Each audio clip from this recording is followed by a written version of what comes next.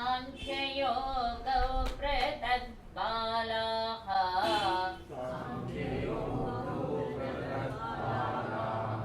प्रवदन्ति न पण्डिताः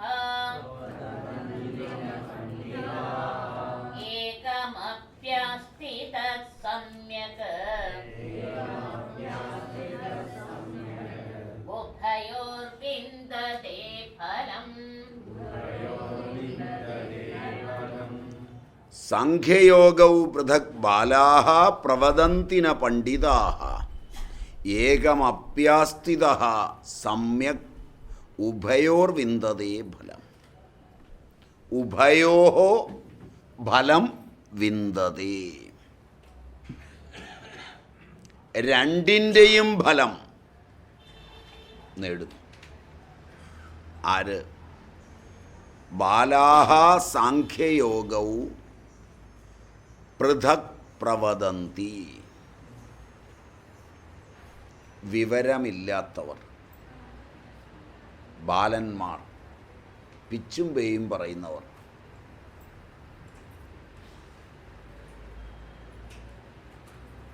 അർത്ഥശൂന്യമായി പറയുന്നവർ.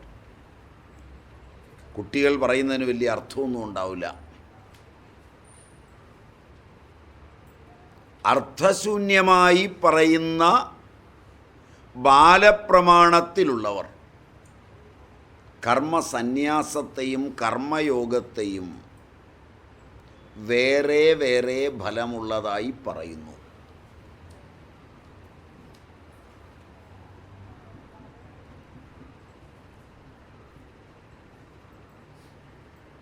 മഹാഭാരത കാലഘട്ടത്തിൽ വ്യാസൻ്റെ രംഗപ്രവേശം വൈദികിയെ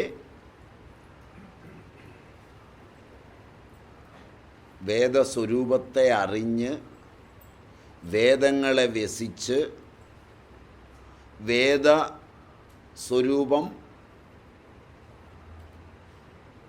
സംഹിതകളും ബ്രാഹ്മണങ്ങളും ആരണ്യകങ്ങൾ ഉപനിഷത്തുകൾ ചേർന്നതുമായി മൂന്നായി പിരിച്ച് അതിൻ്റെ സ്വരൂപത്തെ വ്യക്തമാക്കിയിട്ട് വൈദികനുഗുണമായ ജീവിതചക്രത്തെ ധർമ്മശാസനങ്ങൾക്കനുസരിച്ച് ഏത് ശ്രുതിയെ അടിസ്ഥാനപ്പെടുത്തിയാണോ ശ്രുത്യധിഷ്ഠിത ജീവിതത്തിന് പര്യാപ്തങ്ങളായ കൽപ്പസൂത്രങ്ങളെ, ധർമ്മസൂത്രങ്ങളെ ചമച്ചത്, ആ ധർമ്മസൂത്രത്തിൻ്റെ വെളിച്ചത്തിലുള്ള ജീവിതം എങ്ങനെയാണ് കാലക്രമണികയിൽ അധപ്പതിക്കുന്നതെന്നും അതെങ്ങനെയാണ് പുനർനവീകരിക്കുന്നതെന്നുമുള്ള ചാക്രിക സംഭവങ്ങളെ അവതരിപ്പിച്ച് കാണിച്ചിട്ട് അതാണ് മഹാഭാരതം ചെയ്യുന്നത്.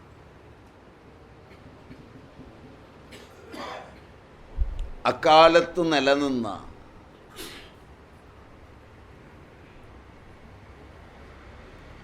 വലിപ്പച്ചെറുപ്പങ്ങളാണ് ആളുകളിൽ ഭേദമുണ്ടാക്കിയത്. തൊഴിൽ രംഗങ്ങളല്ല ഭേദത്തിന് കാരണം.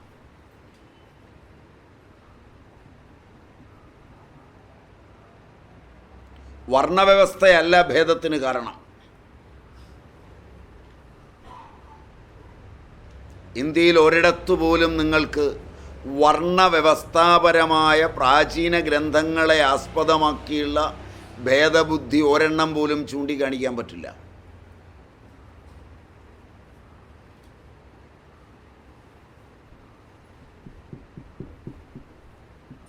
പക്ഷെ അങ്ങനെയാണ് നിങ്ങൾ ധരിച്ചു വശായിരിക്കുന്നത്.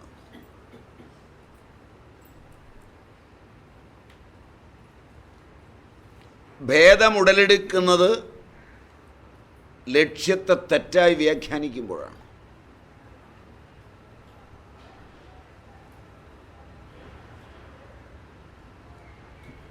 അപ്പോൾ മാത്രമേ ഭേദമുണ്ടാവൂ.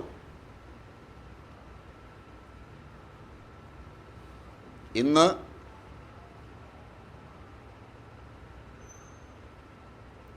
ഭാരതത്തിലുള്ള ഭേദം മനുസ്മൃതിയോ യാജ്ഞവൽക്യ സ്മൃതിയോ ഒന്നും ഉണ്ടാക്കിയതല്ല.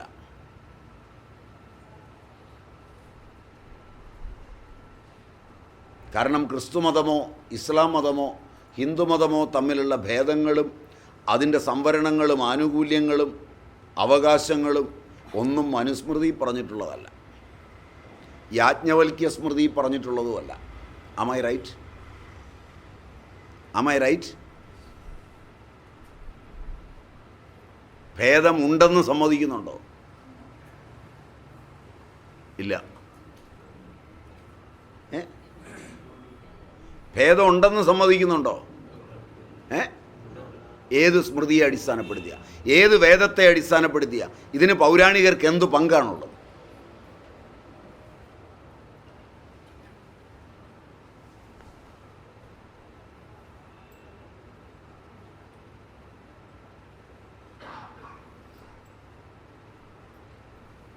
ഹിന്ദുമതത്തിൽ എല്ലാ ജാതിയിൽ നിന്നും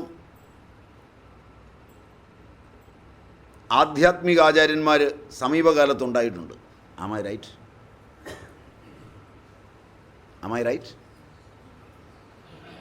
അവരിൽ പലരും, എല്ലാവരും എന്ന് ഞാൻ പറയുന്നില്ല, പലരും യാജ്ഞവൽക്യ സ്മൃതിയോ നാരദ സ്മൃതിയോ മനുസ്മൃതിയോ പഠിച്ചിട്ടില്ല, വേദങ്ങൾ പഠിച്ചിട്ടില്ല. പലരും ഉപനിഷത്തും പഠിച്ചിട്ടില്ല. Am I right? ഉത്തരേന്ത്യയിലെ ആശ്രമങ്ങളിൽ, അവിടുത്തെ ഗുരുകുലങ്ങളിൽ ചെറുപ്പം മുതലേ പഠിക്കുന്ന കുറേ ആളുകളെ ഒഴിവാക്കിയാൽ അവരാരും രംഗത്തില്ല. ഇന്ത്യയുടെ ആധ്യാത്മിക നഭോമണ്ഡലത്തിൽ കുംഭമേളയിൽ അവർ വന്ന് കൂടുന്നു എന്നുള്ളത് ഒഴിച്ചാൽ അവരിൽ ആരും കാര്യമായി രംഗത്തില്ല. Is it true? നമ്മളിന്ന് അറിയപ്പെടുന്ന ഹൈന്ദവ സനാതനധർമ്മത്തിൻ്റെ പ്രോദ്ഘാടകരായി അറിയപ്പെടുന്ന വ്യക്തികളും പ്രസ്ഥാനങ്ങളും മൗലികമായി ഇവയൊന്നും പഠിച്ചവരല്ല. എഗ്രി? Is it true? കുറഞ്ഞപക്ഷം കേരളത്തിലെങ്കിലും പഠിച്ചിട്ടില്ല എന്ന് തന്നെ ഞാൻ പറഞ്ഞേ. ഇവരൊക്കെ പ്രസ്ഥാനങ്ങൾ ഉണ്ടാക്കുന്നു, നിങ്ങളിൽപ്പെട്ടവർ അതിൽ ചെല്ലുന്നു. തമ്മിൽ ഭേദമുണ്ടോ? ഭേദബുദ്ധിയുണ്ടോ?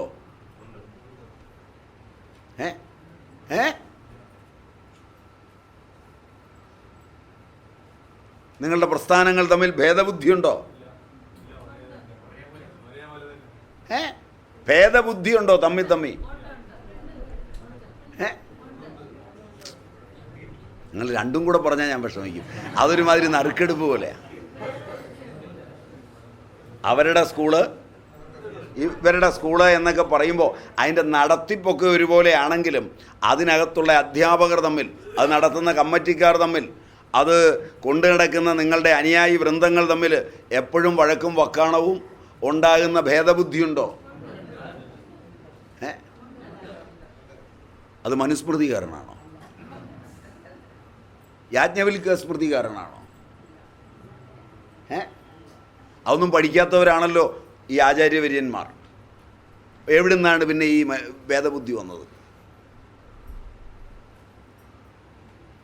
രണ്ടു കൂട്ടരുടെയും ലക്ഷ്യമായ ദൈവം ഒന്നാണെന്ന് പറയുമ്പോഴും രണ്ടു കൂട്ടരും വഴക്കുണ്ടാക്കുമ്പോൾ ഈ ദൈവവും രണ്ടല്ലേ?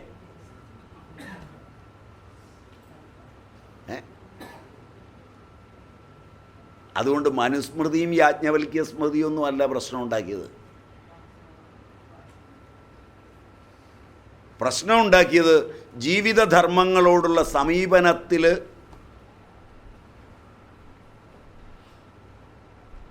അനുഷ്ഠാനത്തിൽ രണ്ടേ ഉള്ളൂ ആകെ. അത് ഭേദമുള്ളതാണെന്നും അതിൻ്റെ ലക്ഷ്യം രണ്ടാണെന്നും പഠിപ്പിച്ച അറിവില്ലാത്തവരുടെ വ്യാഖ്യാനങ്ങൾ മാത്രമാണ്. അതാണ് ഈ ശ്ലോകത്തിൽ വ്യാസൻ പറഞ്ഞത്. കൃഷ്ണൻ്റെ അരുളപ്പാടിതാണ്. വിവരമില്ലാത്തവർ, ബാലന്മാർ, ഇത് പറഞ്ഞൊക്കെ പിള്ളേരാ, ഇത് കേൾക്കരുത്.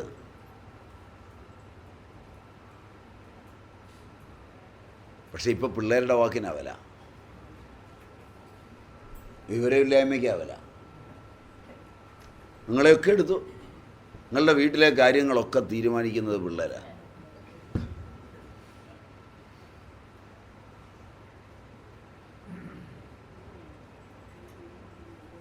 പിള്ളേരുടെ വാക്ക് പിള്ളേരുടെ അച്ഛൻ സമ്മതിച്ചില്ലെങ്കിൽ അമ്മ ഉടനെ പോയി അത് സാധിക്കും. അമ്മ സമ്മതിക്കാത്തിടത്ത് അച്ഛൻ സാധിക്കും. അച്ഛനും അമ്മയും സാധിക്കാത്ത നിമിഷത്തിൽ അപ്പൂപ്പൻ സാധിക്കും, ഇല്ലെങ്കിൽ അമ്മൂമ്മ സാധിക്കും. ശരിയല്ല? ഇനി ഇവരാരും സാധിച്ചില്ലെങ്കിൽ അയൽവക്കംകാരൻ വന്ന് സാധിച്ചു.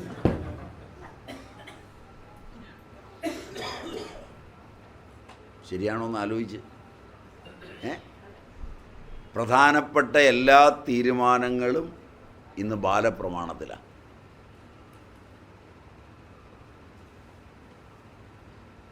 എട്ട് വയസ്സും 9 വയസ്സുമുള്ള പിള്ളേരെ കൊണ്ടെന്നാണ് പുതിയ വീട് പണിയാൻ പോകുന്നതിൻ്റെ ഡയഗ്രമൊക്കെ കാണിച്ച് പറയുന്നത്. അപ്പോൾ അവരാ തീരുമാനിക്കുന്നത് ഇത് മുറി എങ്ങനെ വേണം, അങ്ങനെ വേണം. ആ ജ്യോതിഷിക്ക് വരില്ല, ആ തച്ചന് വരില്ല, ആ എൻജിനീയർക്ക് അറിയില്ല, ഇതിങ്ങനെ തന്നെ മതി. പണിത് തുടങ്ങുമ്പോൾ അകത്ത് കയറി നോക്കിയിട്ട് ഇതിന് വിസ്താരം പോലെ ഇത് പൊളിക്കണം, മാറ്റി പണിയണം. പിള്ളേരാ തീരുമാനിക്കുന്നത്. 8 വയസ്സിൽ താഴെയുള്ള പിള്ളേർ പോലും ആ തീരുമാനിക്കുന്നത്. ശരിയല്ല?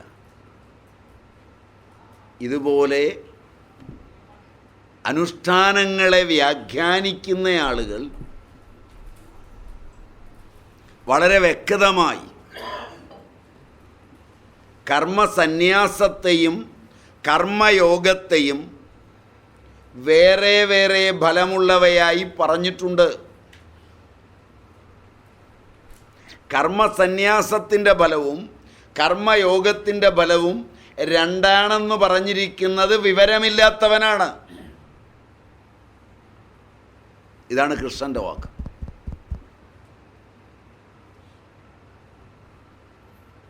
നിങ്ങൾ എങ്ങനെയാ തലച്ചോറിൽ മനസ്സിലാക്കിയിരിക്കുന്നത്? ശാസ്ത്രം ആയിട്ട് മനസ്സിലാക്കിയിരിക്കുന്നത് കർമ്മയോഗത്തിൻ്റെ ഫലവും കർമ്മ സന്യാസത്തിൻ്റെ ഫലവും രണ്ടാണ് എന്നതാണ് ശരി. നിങ്ങൾ ഗീത പഠിപ്പിക്കുന്നവരായ ആചാര്യന്മാരെയും അവരുടെ പരിപാടികളെയും അതിലെ സന്യാസിമാരെയും ഗൃഹസ്ഥനെയും ഒക്കെ പോയി കണ്ട് ഒരു ഇൻ്റർവ്യൂ നടത്തി അവരോട് മെല്ലെ സ്നേഹത്തിൽ കൂടിയിട്ട് ചോദിക്കുക, ഈ ശ്ലോകമൊന്നും ഓർമ്മപ്പെടുത്തരുത്. അപ്പോൾ അവർ നിങ്ങളോട് പറയും രണ്ടും രണ്ടാണ്. കൃഷ്ണൻ്റെ ഭാഷയിൽ അവരെ ഏത് പട്ടികപ്പെടുത്തണം? നിങ്ങളുടെ എണ്ണമറ്റ സത്രങ്ങളിൽ എണ്ണമറ്റ സദസ്സുകളിൽ ഇത് രണ്ടും രണ്ടാണെന്നാണ് സ്ഥാപിക്കുന്നത്. അതാണ് എല്ലാ ഭേദബുദ്ധിക്കും കാരണം.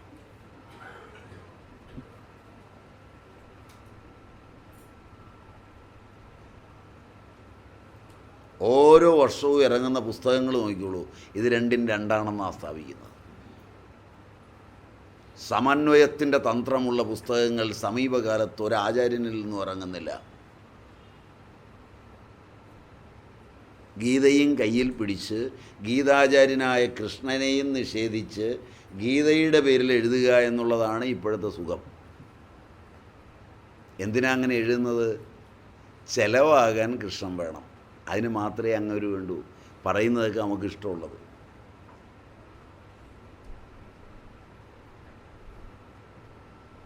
ഈ പടം നല്ലോണം ഓടാൻ വേണ്ടി ചിലപ്പോൾ അതിൻ്റെ തലക്കെട്ടിൽ എഴുതും ലങ്കാദഹനം. വീട്ടിലെ വയസ്സനും പൈസയും ഒക്കെ കാണാൻ പോകും. മനസ്സിലായില്ല?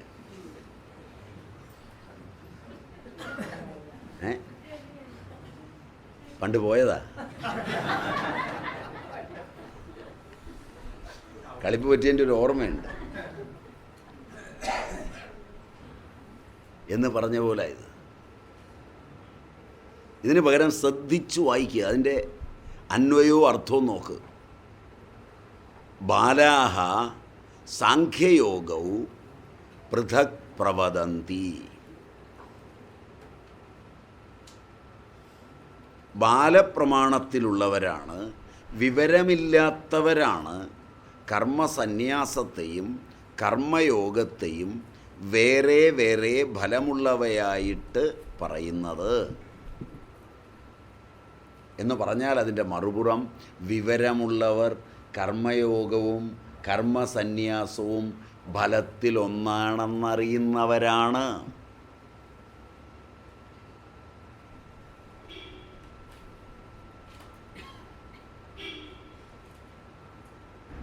ആശ്രമധർമ്മപരമായ തലങ്ങളിൽ കർമ്മയോഗമനുഷ്ഠിക്കുമ്പോഴും കർമ്മസന്യാസമനുഷ്ഠിക്കുമ്പോഴും ഭേദമില്ല. ഈ ഭേദമുണ്ടെന്നുള്ള തോന്നലാണ് അതിൽ വലുതിനെ പിടിക്കാൻ ഈ ചാടുന്നത്.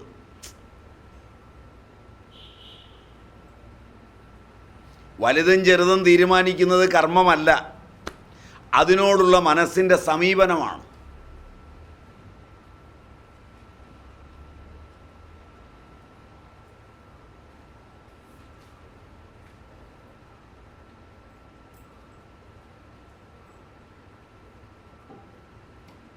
നിങ്ങൾ എങ്ങനെ സമീപിക്കുന്നു എന്ന രാഗദ്വേഷങ്ങളോടുകൂടി സമീപിക്കുന്നുവോ രാഗദ്വേഷങ്ങളില്ലാതെ സമീപിക്കുന്നുവോ എന്നുള്ള മാനസിക നിലയാണ് പ്രധാനം.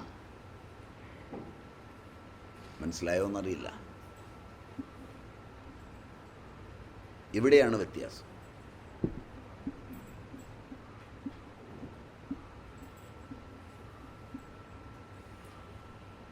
ആ വ്യത്യാസമാണ് ഇവിടെ ചിന്തിക്കുന്നത്.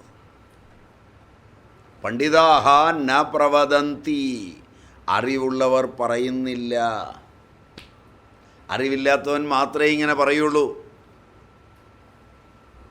ഇത് രണ്ടും രണ്ടാണെന്ന് അറിവുള്ളവർ പറയുകയില്ല, പറയുന്നില്ല. എന്തുകൊണ്ട് പറയുന്നില്ല? ഏകമപി സമ്യക് ആസ്ഥിതഃ, ഇതിലൊന്നിനെയെങ്കിലും, കർമ്മയോഗമായാലും കർമ്മസന്യാസമായാലും ഒന്നിനെയെങ്കിലും സമ്യക് ആസ്ഥിതഃ, അതാ അവിടുത്തെ ഏറ്റവും പ്രധാനം. അതിൽ അടി വരയ്ക്കേണ്ട വാക്കതാണ് സമ്യക് ആസ്ഥിതഃ. സമ്യക്കായിരുന്നിട്ട്, ക്രമമായിരുന്നിട്ട്, അനുക്രമമായിരുന്നിട്ട്,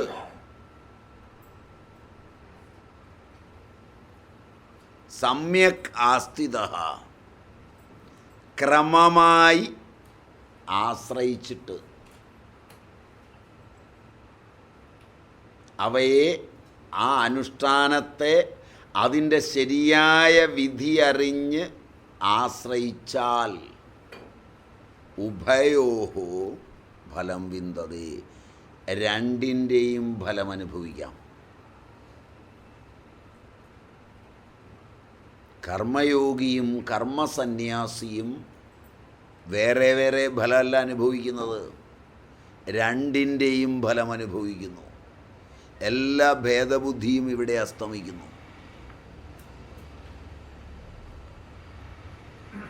ഇനി ആലോചിക്ക്, ലോകത്ത് ഭേദം ഉണ്ടാക്കുന്നത് ആരാണ്? എല്ലാ ഭേദങ്ങളും ഈ അനുഷ്ഠാനത്തിൽ നിന്നാണ് വരുന്നത്. അനുഷ്ഠാനം രണ്ടേ ഉള്ളൂ ലോകത്ത്. ക്രിസ്ത്യാനി അനുഷ്ഠിച്ചാലും മുസ്ലിം അനുഷ്ഠിച്ചാലും നായർ അനുഷ്ഠിച്ചാലും ഈഴവൻ അനുഷ്ഠിച്ചാലും നമ്പൂരി അനുഷ്ഠിച്ചാലും ഏത് നമ്പുള്ളവനും ഇല്ലാത്തവനും അനുഷ്ഠിച്ചാലും ഇതൊക്കെ നടക്കുള്ളൂ. രണ്ടെണ്ണേ ഉള്ളൂ.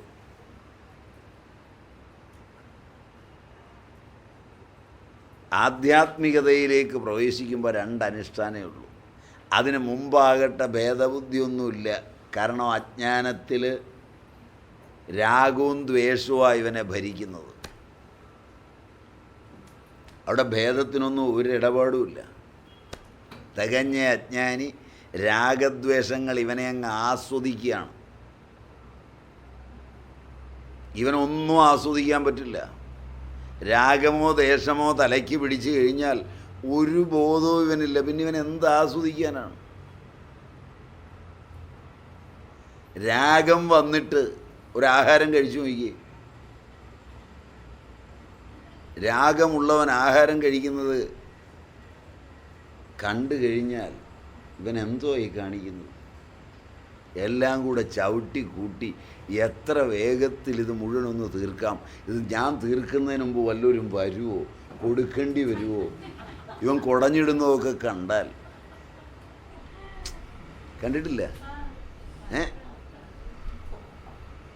അവന് വല്ലതും ആസ്വദിക്കാൻ പറ്റുമോ?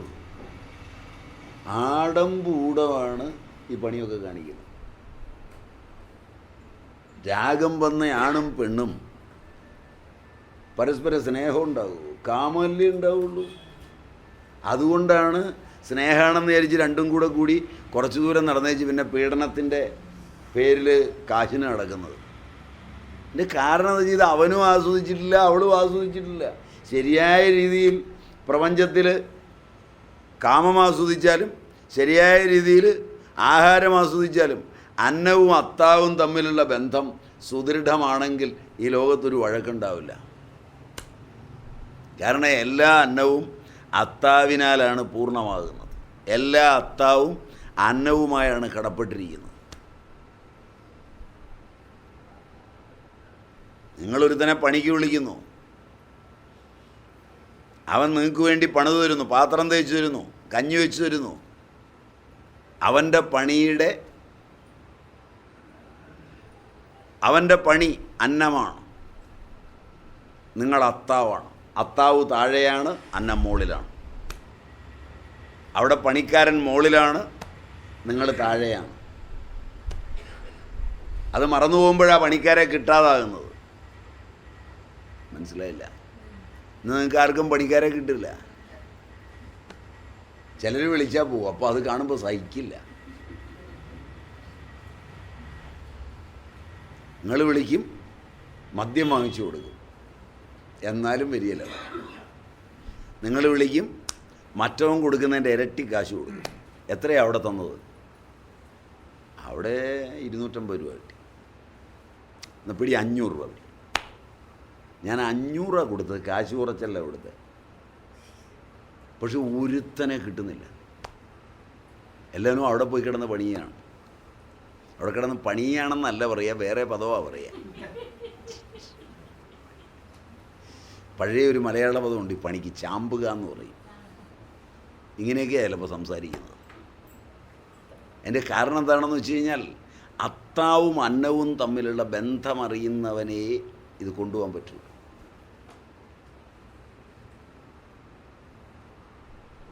അവനാണ് പണിയുന്നതെന്നും ആ പണി എനിക്ക് വേണ്ടിയാണെന്നും അറിയുന്നത് പോലുള്ളൊരു തരംഗം ശരീരത്തിൽ നിന്നുണ്ടായാൽ ചത്തു പണിയെടുക്കും, കാശ് കൊടുത്തില്ലെങ്കിൽ. എന്തെല്ലാം നിയമം വന്നാലും.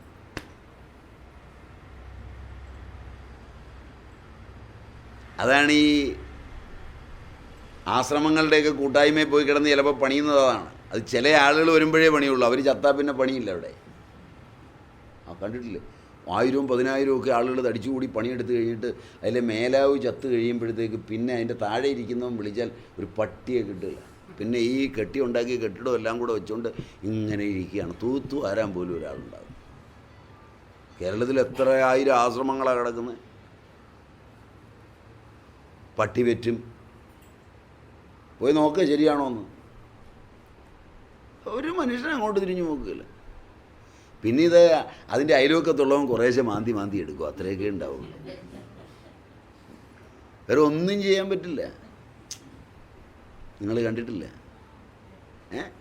അതാ പരമ്പര ശൂന്യമായി പോവുകയാണ് ഇത്.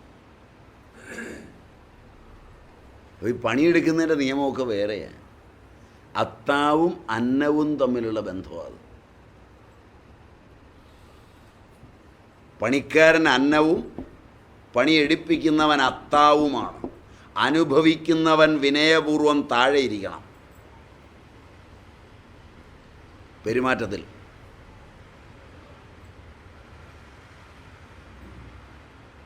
സ്വല്പം കഴിഞ്ഞാൽ പണിയെടുപ്പിക്കുന്നവൻ അന്നവും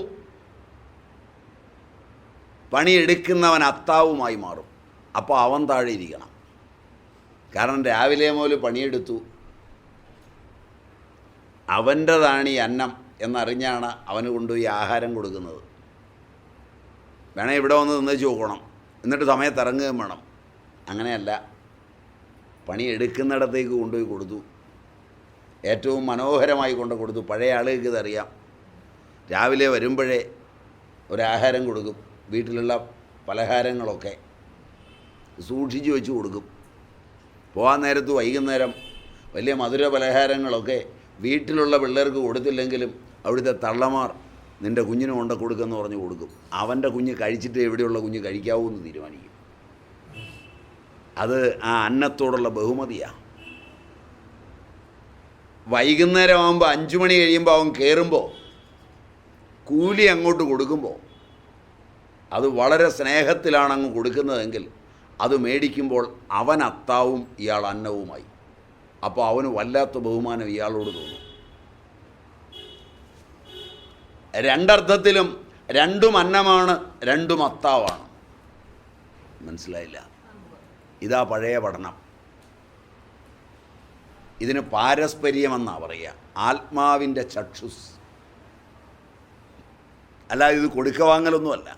അതുകൊണ്ട് ഇന്ത്യയിൽ മിച്ചത്തിൻ്റെ സിദ്ധാന്തമൊന്നുമില്ല. കാരണം മിച്ചമില്ല പാരസ്പര്യത്തിനകത്ത്.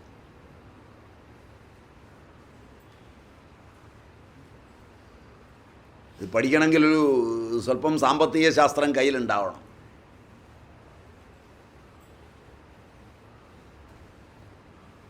വ്യാസ സാമ്പത്തിക ദർശനത്തിൽ നിന്ന് പഠിക്കണം, അല്ലെങ്കിൽ വൈദിക സാമ്പത്തിക ദർശനത്തിൽ നിന്ന് പഠിക്കണം.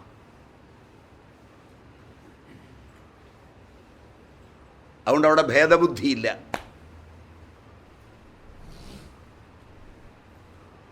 അങ്ങേയറ്റം സുതാര്യവുമാണ് ഏർപ്പാടെല്ലാം. അവൻ അന്നമാകുമ്പോൾ അത്താവായവൻ അവൻ കൊണ്ടുവരുന്ന സാധനത്തെ അനുഭവിക്കുന്ന രീതി ലളിതമായ.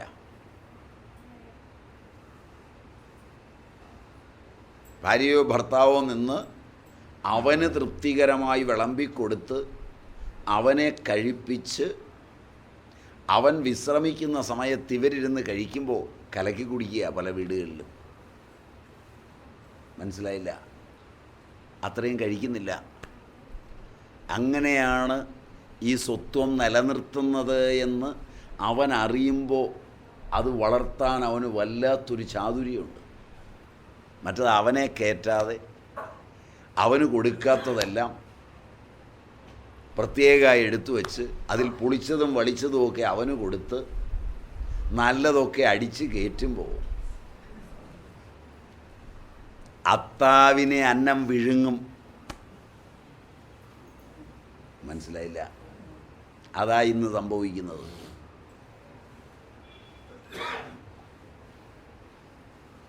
ഇതിന് പഠിക്കേണ്ട രീതിയിൽ പഠിക്കണം. അതിന് ഗുരുകുലങ്ങളിൽ നിന്നില്ല, യൂണിവേഴ്സിറ്റികൾ ഇതൊന്നും അല്ല പഠിപ്പിക്കുന്നത്. മഖിയവെല്ലിയെയും ആഡം സ്മിത്തിനെയും ഒക്കെ ആനയിച്ചു കൊണ്ടുവന്ന ഇന്ത്യക്ക് ഇനി ഒരിക്കലും ചാരിതാർത്ഥ്യമുള്ളൊരു സാമ്പത്തിക ദർശനം സ്വപ്നം കാണാനാവില്ല.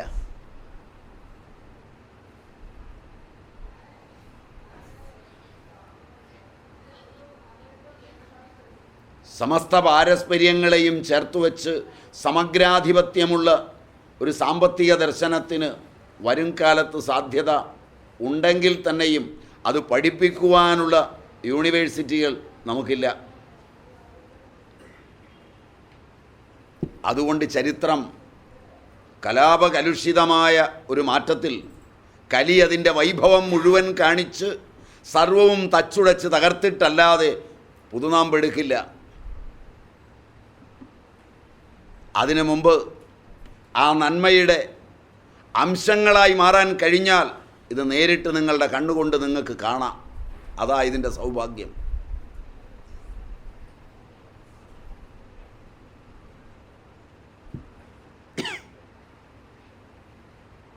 ചരിത്രത്തിൻ്റെ നിയോഗമാണത്. അതാണ് വ്യാസകൽപ്പിതവും. ഭേദബുദ്ധികളൊക്കെ ഉണ്ടാകുന്നത് ഈ അനുഷ്ഠാന വ്യാഖ്യാനങ്ങളിലാണ്. ആധ്യാത്മികതയുടെ അനുഷ്ഠാന വ്യാഖ്യാനത്തിൽ ആധ്യാത്മികതയുടെ അനുഷ്ഠാന വ്യാഖ്യാനമാണ് ലോകത്തെ നിയന്ത്രിക്കുന്നത്. രാഗദ്വേഷങ്ങളോടുകൂടിയ കർമ്മങ്ങളൊന്നുമല്ല. അതുണ്ടായി മറയും, അത് ചരിത്രത്തിലില്ല. എഴുതപ്പെട്ട എല്ലാ ചരിത്രവും ഉത്തമന്മാരെ മാത്രം ആസ്പദമാക്കിയുള്ളതാണ്. Am I right? അധമന്മാരെ ആസ്പദമാക്കി എത്ര ചരിത്രം എഴുതാൻ ഒരുങ്ങിയാലും ആ ചരിത്രത്തിന് വായനക്കാരുണ്ടാവുകയോ നിലനിൽക്കുകയോ ചെയ്യില്ല. അതുണ്ടാകാത്തതുകൊണ്ടല്ല, അതിന് പ്രയോജനമില്ലാത്തതുകൊണ്ട്, അത് മനുഷ്യാത്മാവിനെ ആനന്ദിപ്പിക്കുന്നില്ലാത്തതുകൊണ്ട്. കാരണം ലോകാരംഭം മുതൽ ഇന്നുവരെ സാഹിത്യത്തിലും കലയിലും അനേകം പേരുണ്ട്. പഴയകാല പ്രവൃത്തികളിൽ വ്യാസനെയോ വസിഷ്ഠനെയോ വാൽമീകിയെയോ ഒക്കെ ഓർക്കുമ്പോൾ അവർ മാത്രമേ അന്നുണ്ടായിരുന്നുള്ളൂ എന്ന് കരുതരുത്. ബാക്കിയുള്ളവരും അവരുടെ ഗ്രന്ഥസമുച്ചയങ്ങളും ജനങ്ങൾക്ക് ആവശ്യമില്ലാത്തതുകൊണ്ട് മറഞ്ഞുപോയി. ഇന്നും അവാർഡുകളൊക്കെ വാരിക്കൂട്ടിയ നിങ്ങളുടെ വണ്ടിക്കച്ചവടക്കാരും മറ്റവരുമൊക്കെ എഴുതി കൂട്ടിയത് ഒരു വായനയ്ക്ക്, വല്ലപ്പോഴും കക്കൂസിലിരിക്കുമ്പോഴോ അടുക്കള പണി ചെയ്യുമ്പോഴോ ഒരു വായനയ്ക്ക്, അല്ലെങ്കിൽ ബസ്സിലോ ട്രെയിനിലോ പോകുമ്പോൾ നിന്ന് വായിക്കാൻ എന്നതിനപ്പുറം പഠിക്കാനൊന്നും ഉണ്ടാവില്ല. ക്ഷുദ്രമായൊരു ആസ്വാദനം കഴിഞ്ഞാൽ ബാർബർ ഷോപ്പിലേക്ക് കത്തി വടിക്കാനല്ലാതെ അതൊന്നും കൊള്ളൂല.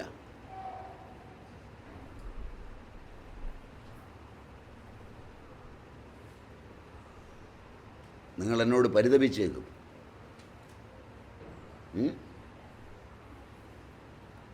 നിങ്ങളെന്നോട് പരിതപിച്ചേക്കും. അതുകൊണ്ടാണ് ഒന്നെഴുതി കഴിഞ്ഞാൽ അതിൻ്റെ കച്ചവടം തിരുമ്പം വല്ല സ്കൂളിലും വല്ല DPIയെയോ വിദ്യാഭ്യാസ മന്ത്രിയെയോ പാർട്ടി നേതാവിനെയോ കണ്ട് എങ്ങനെയെങ്കിലുമൊക്കെ കമ്മീഷൻ ഒപ്പിച്ച് ഇത് പാഠപുസ്തകമാക്കി മാറ്റുമ്പോഴാണ് ഇത് ചിലവാകുന്നത്. അല്ലെങ്കിൽ ആരും വാങ്ങിക്കുകയില്ല. ജനാധിപത്യത്തിലെ പാഠപുസ്തകങ്ങൾ മുഴുവൻ ഇങ്ങനെ ഉണ്ടായ അലവലാതി സാഹിത്യമാണ്.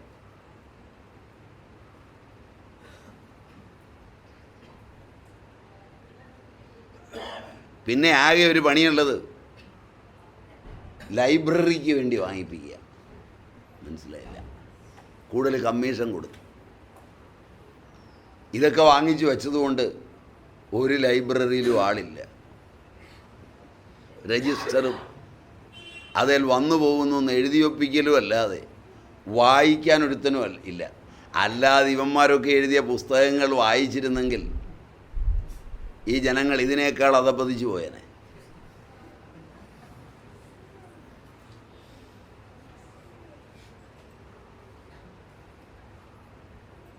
ശരിയുണ്ടോ?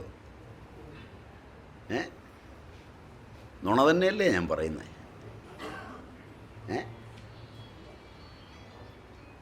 നുണ തന്നെയല്ലേ പറയുന്നത്? ആലോചിക്കും, നല്ലോണം ആലോചിക്കും. ഇങ്ങനെയൊക്കെ നിങ്ങൾ ആലോചിച്ചിട്ടുണ്ടോയെന്നും ആലോചിക്കും. ആലോചിച്ചാൽ നിങ്ങൾക്ക് ഇങ്ങനെ വല്ലതും പറയാൻ പറ്റുമോയെന്നും ആലോചിക്കും.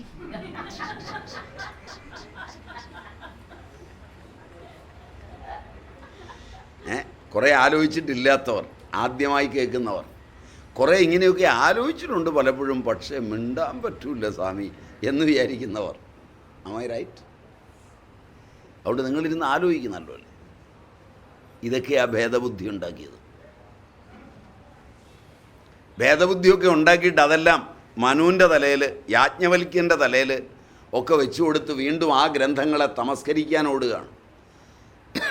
അവരൊന്നും ഇറങ്ങി വന്ന് ഇവിടെ ആരെയും ഭേദബുദ്ധിയിലാക്കിയില്ല. മഹാഭാരതകാരനായ വ്യാസനും ഗീതാചാര്യനായ കൃഷ്ണനും ഇത്തരക്കാരെ വിവരദോഷികളെന്നാണ് പറഞ്ഞിരിക്കുന്നത്. അതുകൊണ്ടാണ് ഞാൻ പറഞ്ഞത്, നിങ്ങളുടെ എണ്ണമറ്റ ആധുനിക ആധ്യാത്മിക രംഗങ്ങളിൽ എഴുതപ്പെട്ട ഗ്രന്ഥങ്ങളും അതിലെ ആചാര്യന്മാരുടെ പ്രഭാഷണങ്ങളും എടുത്ത് കർമ്മസന്യാസവും കർമ്മയോഗവും രണ്ടാണെന്നല്ലേ അവർ പറയുന്നത്? അങ്ങനെയല്ലേ പ്രചരിപ്പിക്കുന്നത്? അവർ ഗീതയിലെ മുഴുവൻ ശ്ലോകവും കാണാതെ ചൊല്ലുമ്പോഴും ഗീതയിൽ കാണുന്ന ഈ ആശയത്തിലാണോ അവർ ഉറച്ചു നിൽക്കുന്നത്? അല്ല ഇതിന് വിരുദ്ധമായ വിവരദോഷികൾ പറയുന്ന ആശയത്തിലാണോ ഉറച്ചു നിൽക്കുന്നത്? ഒന്ന് അന്വേഷിക്കുക,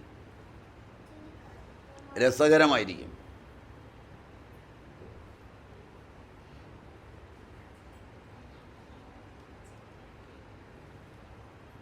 ഇതൊന്നും കൊണ്ടുപോയി കാണിക്കരുത്. പണ്ഡിതന്മാരെ പോയി ഇൻ്റർവ്യൂ ചെയ്യുക. കർമ്മസന്യാസമാണോ കർമ്മയോഗമാണോ ഏതാണ് വലുത്? ഒരു കൂട്ടർ പറയും കർമ്മസന്യാസമാണ് വലുത്, കർമ്മയോഗം അതിൻ്റെ ഫലം തരികയില്ല, കർമ്മസന്യാസത്തിൻ്റെ മാഹാത്മ്യം അതിനില്ല എന്നൊക്കെ പറഞ്ഞ് ഭേദബുദ്ധി ഉണ്ടാക്കും. നിങ്ങളുടെ മനസ്സിൽ ഭേദം അവർ വിതയ്ക്കും.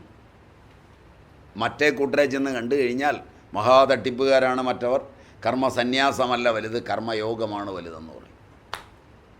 സമന്വയ തന്ത്രം ഇല്ല.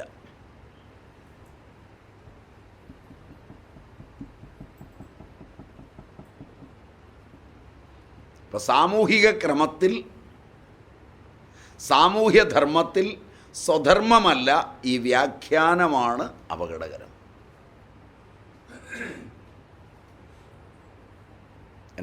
എന്നോടുള്ള ചോദ്യത്തിന് ഞാൻ ഇതിൽ നിന്ന് തന്നെ ഉദ്ധരിച്ച്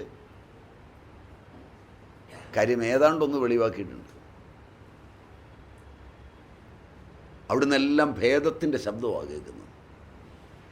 ഏത് ആചാര്യൻ ഇതിനെയൊക്കെ പഠിപ്പിക്കാനും വ്യാഖ്യാനിക്കാനും വന്നിട്ടുണ്ടോ അയാളെ ചുറ്റിപ്പറ്റിയൊരു ഭേദബുദ്ധിയുള്ള സമൂഹം രൂപപ്പെട്ടിട്ടുണ്ട്. ആ ഭേദത്തിനകത്ത് നിന്നുകൊണ്ടാണ് ഭേദമില്ലായ്മയ്ക്ക് വേണ്ടിയുള്ള എല്ലാ വാദവും. ഭൗതികമായും പാരത്രികമായും ഉള്ള എല്ലാ ആനുകൂല്യങ്ങൾക്കും വേണ്ടി ഇതരന്മാരിൽ നിന്ന് വ്യത്യസ്തരാണ് തങ്ങളെന്നും തങ്ങൾക്കാണ് ആനുകൂല്യത്തിന് അവകാശമുള്ളത് എന്ന് വാദിക്കുകയും അത് വാദിച്ചുകൊണ്ട് ഭേദബുദ്ധി ഇല്ലാതാക്കാൻ ശ്രമിച്ചിട്ടുള്ളത് ഈ ആചാര്യനാണെന്ന് പറയുകയും ചെയ്യുന്ന വിധമാണ് എല്ലാ ആചാര്യന്മാരുടെയും ആഗമനവും തിരോധാനവും ജനങ്ങളുടെ കയ്യിൽ, അവരുദ്ദേശിച്ചാലും ഇല്ലെങ്കിലും.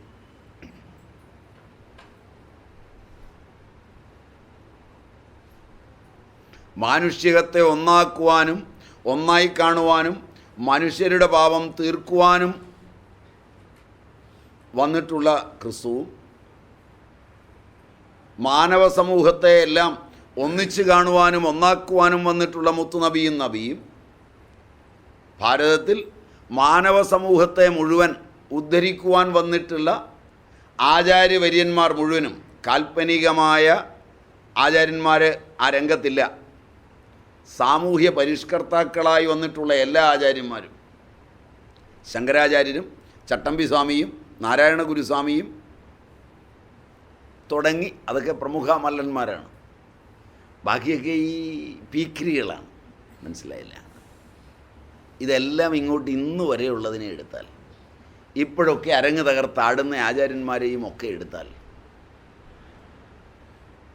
ഇവരുടെയൊക്കെ അടുക്കലിരുന്ന് പാദാന്തികത്തിലിരുന്ന് പഠിച്ച് വളർന്ന് ആ സ്ഥാപനങ്ങളുടെയൊക്കെ ആചാര്യന്മാരും കൊള്ളാവുന്നവരുമായി വികസിച്ചവരെല്ലാം ഇതരന്മാരിൽ നിന്ന് തങ്ങളും തങ്ങളുടെ സ്ഥാപനവും തങ്ങളുടെ ചിന്തകളും വേറിട്ടാണ് നിൽക്കുന്നതെന്നും അതുകൊണ്ട് ചില ആനുകൂല്യങ്ങൾക്കൊക്കെ അവകാശം തങ്ങൾക്കാണെന്നും ബാക്കിയുള്ളവർ വിവരദോഷികളാണെന്നുമുള്ള ഭേദമല്ലാതെ എന്തെങ്കിലും ഭേദമില്ലാത്തത് പ്രായോഗിക തലത്തിൽ ഉണ്ടാക്കിയിട്ടുണ്ടോ? എന്നിട്ട് ഇവരെല്ലാം ഒത്തൊരുമിച്ച് മനുസ്മൃതിക്ക് നേരെ, യാജ്ഞവൽക്യ സ്മൃതിക്ക് നേരെ ആളുകളെ അങ്ങോട്ട് തിരിച്ചുവിടുകയാണ്. ഇവിടെ മുഴുവൻ ഭേദമാണ്. Am I right? No. അതുകൊണ്ടാണ് നിങ്ങളും വന്ന് കൂടുമ്പോൾ ഈ ക്ലാസ്സൊക്കെ കഴിയുമ്പോഴേക്കും ഒരു പ്രസിഡൻറ്റും സെക്രട്ടറിയും ഒക്കെ ആയിട്ട് നമുക്കും ഒരു പരിപാടി, ഒരു ഭേദവും കൂടെ ഉണ്ടാക്കാൻ.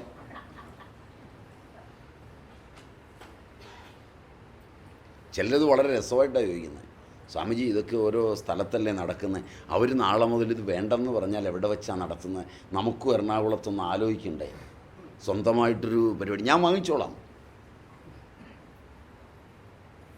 നമുക്കൊരു ചെറിയ പരിപാടി ഇപ്പം നടക്കുന്നുണ്ടല്ലോ, നാളെ ഞാൻ ഉണ്ടാവുമോ എന്നറിയില്ലല്ലോ എന്നല്ല.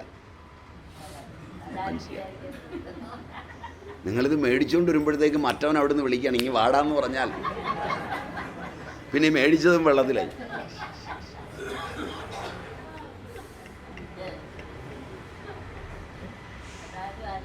നിങ്ങൾക്ക് എന്നോട് ആകെപ്പാടെ ചുരുക്ക് കൂടും. അതുകൊണ്ട് ഇതിലൊന്നും ഒരു കാര്യമില്ല. ഭേദം ഉണ്ടാക്കുന്നത് ഈ വ്യാഖ്യാനങ്ങളാണ്. ലോകത്ത് വന്നിരിക്കുന്ന എല്ലാ ഭേദങ്ങളുടെയും സൈദ്ധാന്തിക മൗലികത ഈ ശ്ലോകത്തിലുണ്ട്.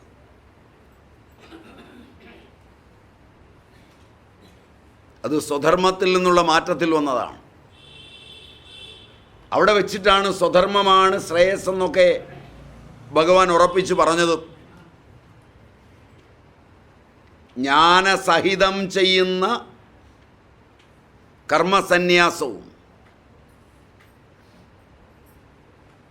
ചിത്തശുദ്ധിക്ക് കാരണമായ ജ്ഞാനസാധനയായ കർമ്മയോഗവും ഒന്ന് മാർഗമാണ്, മറ്റത് ലക്ഷ്യമാണ്. രണ്ടും ഒന്നാണ്. മാർഗവും ലക്ഷ്യവും രണ്ടാവില്ല. നിങ്ങളങ്ങനെയല്ല പഠിച്ചിരിക്കുന്നത്. ലക്ഷ്യം മാർഗത്തെ സാധൂകരിക്കും, രണ്ടായാൽ കുഴപ്പമില്ലെന്നാണ്. ഇത് പാശ്ചാത്യ ദർശനമാണ്, ഭാരതീയ ദർശനമല്ല.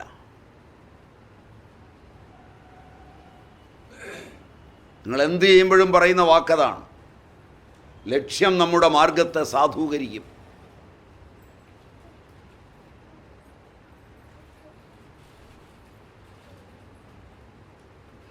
ലക്ഷ്യത്തിനു വേണ്ടി ഹിംസാത്മകവും മറ്റുള്ളതുമായ മാർഗങ്ങളെ സ്വീകരിക്കുമ്പോൾ നിങ്ങളുടെ ചേതനയിൽ വരുന്ന പരിണാമം ലക്ഷ്യത്തിൽ നിങ്ങളെ എത്തിക്കില്ല.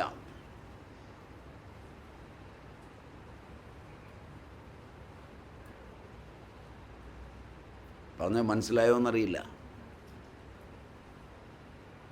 അഹിംസാത്മകമായ പരമമായ ഒരു ലക്ഷ്യത്തിനു വേണ്ടി ഹിംസാത്മകമായ പരിമിതമായൊരു മാർഗത്തെ നിങ്ങൾ സ്വീകരിക്കുന്നു എന്ന് പറയുമ്പോൾ ആ ഹിംസാവേളയിൽ നിങ്ങളുടെ മസ്തുളങ്കത്തിന്, നിങ്ങളുടെ കോശാന്തരങ്ങൾക്ക് അവയ്ക്കൊക്കെ സംവേദനക്ഷമതയുണ്ട്. വരുന്ന പരിണാമം നിങ്ങളെ ഒരിക്കലും ആ ലക്ഷ്യത്തിലെത്തിക്കില്ല. അതുകൊണ്ട് ലക്ഷ്യവും മാർഗവും രണ്ടല്ല ഭാരതീയരെ സംബന്ധിച്ചിടത്തോളം.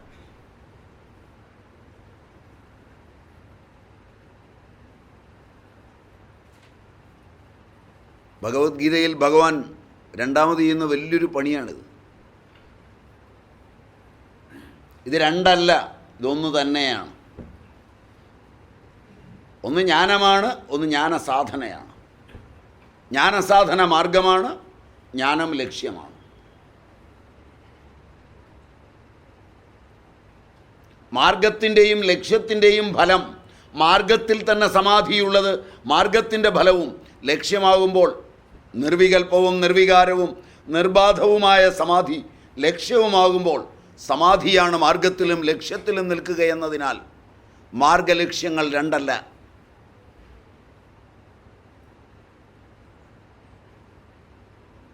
യോഗശാസ്ത്രം അനുഷ്ഠിക്കുമ്പോൾ, യമമനുഷ്ഠിക്കുമ്പോൾ സമാധിയുടെ സൂചന ലഭിക്കും.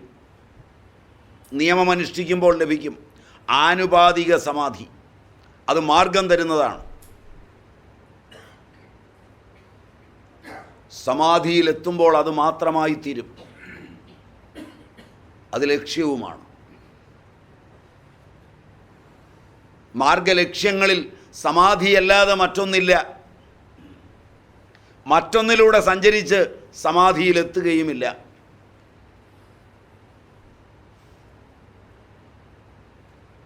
ആനുപാതിക സമാധിയിലൂടെ സഞ്ചരിച്ചെത്തുമെന്നുള്ളത് കൊണ്ടാണ് വ്യാസൻ പാതഞ്ജലത്തിന് ഭാഷ്യം ചമയ്ക്കുമ്പോൾ ആദ്യ പാദത്തിന് സമാധിപാദമെന്ന് പേരിട്ടതും.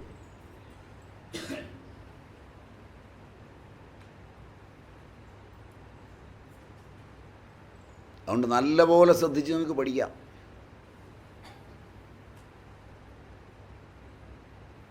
വളരെ ഭംഗിയായി രണ്ടിനെയും ഒന്നായി ചിത്തശുദ്ധി ഉണ്ടാക്കുന്ന കർമ്മയോഗവും ജ്ഞാന സാധനമായ ചിത്തശുദ്ധിക്ക് വിഷയമായ അതിനുള്ള അനുഷ്ഠാനമായ കർമ്മയോഗവും ശരിയായി അനുഷ്ഠിച്ചാൽ ജ്ഞാനനിഷ്ഠ, നിഷ്ഠ നിതരാം സ്ഥിതി, ജ്ഞാനത്തിലുള്ള നിതരാം സ്ഥിതി.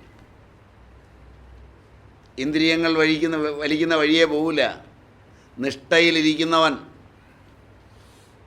കാരണം ഇതൊക്കെ ഭരിക്കുന്നത് ഒരേ ആളാണ്. അതുകൊണ്ട് ചാടി ഓടേണ്ട കാര്യമൊന്നുമില്ല. ഞാൻ ഓടിയത് കൊണ്ട് സംഭവിക്കുകയോ സംഭവിക്കാതിരിക്കുകയോ രണ്ടുമില്ല.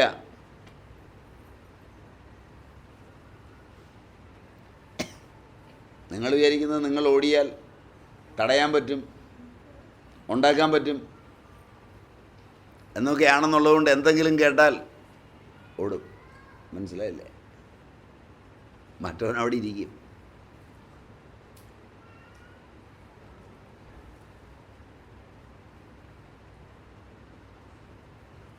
അവൻ തീരുമാനിക്കും. അവിടുത്തെ തീരുമാനം അത്രയേ ഉള്ളെങ്കിൽ അത്രയും മതി. അത് ഏറ്റവും രസമുണ്ട്. പണ്ടൊരിക്കലൊരു കെട്ടിടത്തിൻ്റെ മുകളിൽ നിന്ന് ശബ്ദം കേട്ടു. അപ്പോൾ പുറത്തുനിന്നൊരു അനൗൺസ്മെൻ്റ് ഉണ്ടായി, ഇത് പൊളിഞ്ഞ് താഴോട്ട് വീഴാൻ പോവാണ്. അപ്പോൾ ഈ ശബ്ദം കേട്ടിടത്ത് പൊളിഞ്ഞു വീഴാൻ പോവാണെന്ന് പറഞ്ഞപ്പോൾ എല്ലാവരും കൂടി ഇറങ്ങി ഓടി. ഒരുത്തൻ തീരുമാനിച്ചു, പൊളിഞ്ഞു വീഴാൻ പോവുകയാണെങ്കിൽ ഓടുന്ന വഴിക്കാണ് വീഴുന്നതെങ്കിലും ചത്തുപോകും. അപ്പോൾ ബാക്കിയുള്ളവർ പറഞ്ഞത് എന്താണെന്ന് വെച്ചാൽ അലസനായോണ്ടാണ് പറഞ്ഞതെന്നാണ് അവിടെ. അവൻ തീരുമാനിച്ചു ഓടാൻ കഴിയില്ലാത്തതുകൊണ്ടാണ്. കാരണം രക്ഷപ്പെടാൻ നോക്കണ്ടേ, നോക്കിയില്ല. അതിനുള്ള ബുദ്ധി വേണ്ടേ, അതിനല്ലേ അനൗൺസ്മെൻറ്റ് വന്നേ. അപ്പോൾ ഇവൻ തീരുമാനിച്ചു ഏതായാലും തട്ടി വീണ് ചാകുന്നതിനേക്കാൾ നല്ലതാണ് ഇവിടെ ഇരുന്ന് ചാകുന്നത്. ചാകുക എന്ന് പറയുന്നതും ഒരു സുഖമുള്ള ഏർപ്പാടാണ്. കാരണം ജനിക്കുക എന്ന് പറയുന്നത് ഒരു സുഖമുള്ള ഏർപ്പാടാണെങ്കിൽ മരിക്കുക എന്ന് പറയുന്നതും ഒരു സുഖമുള്ള ഏർപ്പാടാണ്. പിന്നെ വേറൊരു കാര്യമുണ്ട്, ജനിച്ചു കഴിഞ്ഞ് ഇത്രയും കാലം കഷ്ടപ്പാടാണ്, മരിച്ചാൽ പിന്നെ ഈ കഷ്ടപ്പാടങ്ങ് തീരുമല്ലോ. ആ നിലയിൽ ഇപ്പോൾ ഉള്ളതിനേക്കാൾ സുഖമാണ്. ഞാൻ തന്നെ എന്നെ കൊല്ലുകയല്ലല്ലോ, ഇതൊരു പ്രകൃതി ദുരന്തത്തിൽ മരിക്കുകയാണ്, ഒന്നും ചെയ്യാൻ പറ്റില്ല. അതുകൊണ്ട് ഇവിടെ ഇരിക്കുക തന്നെ. അപ്പോൾ ഈ ഓടിപ്പോയവർ ഓടുമ്പോൾ ഈ ശബ്ദം കേട്ടത് അടുത്ത ബിൽഡിങ്ങിൽ നിന്നായിരുന്നു. അതിൻ്റെ താഴെ എത്തിയതും ഇവരുടെ പുറത്തേക്ക് വീണാണ് ഈ ശബ്ദം.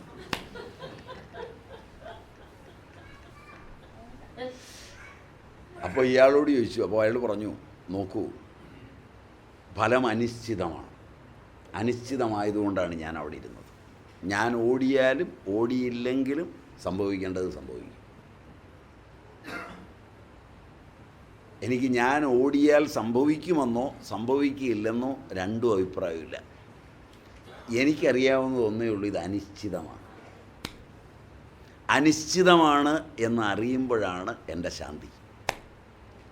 ഇതിങ്ങനെ ചെയ്താൽ നിശ്ചിതമാണെന്നുള്ളൊരു തെറ്റിദ്ധാരണ കൊണ്ട് ഓടുമ്പോഴും അപകടമാണ്. ഇനി മുതൽ ഒച്ച കേൾക്കുമ്പോഴെല്ലാം നിങ്ങൾ ഓടാതെ സ്വാമി പറഞ്ഞതല്ലേ എന്നോർത്ത് ഇരുന്നാലും അപകടമാണ്. ഞാൻ പറഞ്ഞത് അനിശ്ചിതമാണെന്നാണ്. മനസ്സിലായോ എന്നറിയില്ല. ഞാൻ പറഞ്ഞത് നിങ്ങൾ വ്യാഖ്യാനിക്കരുത്. ഞാനൊന്നേ പറഞ്ഞുള്ളൂ, ഇത് അനിശ്ചിതമാണ്. അത് ചിലർക്കറിയാം. അനിശ്ചിതത്തിൻ്റെ നിശ്ചയാത്മികത അറിയുക എന്നുള്ളതാണ് അറിവ്. മനസ്സിലായോ എന്നറിയില്ല. അത് വാക്കുകൊണ്ടുള്ള ട്വിസ്റ്റ് നല്ലപോലെ ശ്രദ്ധിക്കണം. ഒരു ട്വിസ്റ്റാണത്. നിങ്ങളെ കളിപ്പിക്കാൻ ട്വിസ്റ്റ് ചെയ്തതല്ല. അനിശ്ചിതം സത്യമാണ്. യാദൃച്ഛികം, സ്പോണ്ടേനിയസ്. അത് ചിലർക്ക് ചെറുപ്പം മുതലേ അറിയാം. കൊച്ചു കുട്ടികൾ പോലും ഉണ്ട്, അവർ കുലുങ്ങയല്ല. അച്ഛനും അമ്മയ്ക്കൊക്കെ ദേഷ്യം വരും അവൻ്റെ ഈ കുലുക്കയില്ലായ്മ കാണുമ്പോൾ. ഒരു കുലുക്കം ഉണ്ടാവില്ല. കാരണം അവനറിയാം ഇത് ഈ പ്രപഞ്ചം ഇങ്ങനെയാണ്, ഇതങ്ങനെ മാറേണ്ടതായിരുന്നു എന്ന് സങ്കല്പമൊന്നുമില്ല.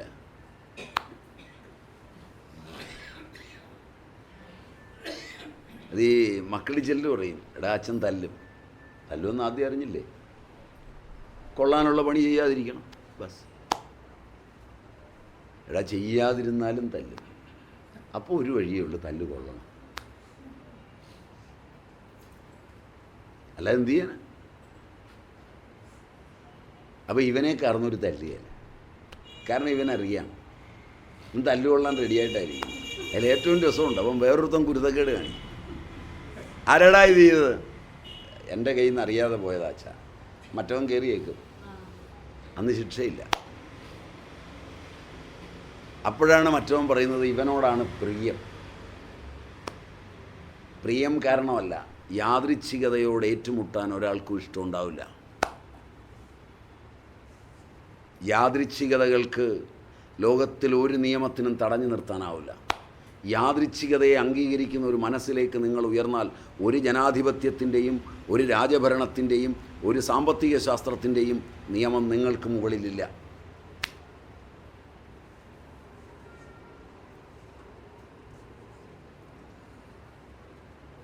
ഒരു നിയമവും നിങ്ങളെ തൊടില്ല. കാരണം അവർ നിയമങ്ങൾ ഉണ്ടാക്കുകയല്ലാതെ നിയമങ്ങളെ അനുസരിക്കുകയില്ല.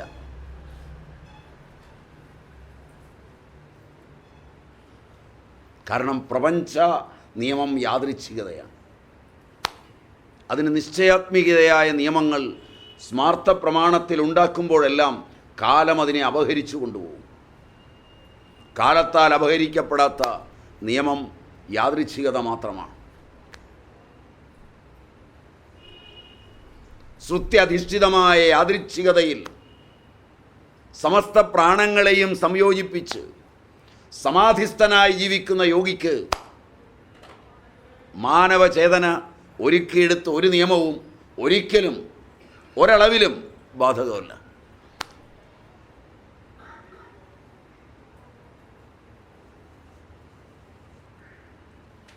അതറിയാതെ സ്വന്തം നിയമങ്ങൾ വെച്ചുകൊണ്ട് ബാക്കി നിയമങ്ങളെ നേരിടാൻ പോയാൽ തട്ടു വാങ്ങിക്കുകയും ചെയ്യും. കേൾക്കാൻ സുഖമാണ് അല്ലേ? കേൾക്കാൻ നല്ല സുഖമാണ്. ഇതിനകത്തിരിക്കുമ്പോൾ അതൊക്കെ ഉൾക്കൊള്ളാനും ജീവിക്കാനും എളുപ്പമാണ്. പുറത്തേക്കിറങ്ങുമ്പോൾ നമ്മളെ തിരിച്ചറിയും. ഇപ്പം നമ്മളെ തിരിച്ചറിയുന്നില്ല. അതുകൊണ്ട് ഇതൊക്കെ സുഖമാണ്. ജീവിതത്തിൻ്റെ നിയമം ഒന്ന് മാത്രമേ ഉള്ളൂ, അത് യാദൃച്ഛികമാണ്.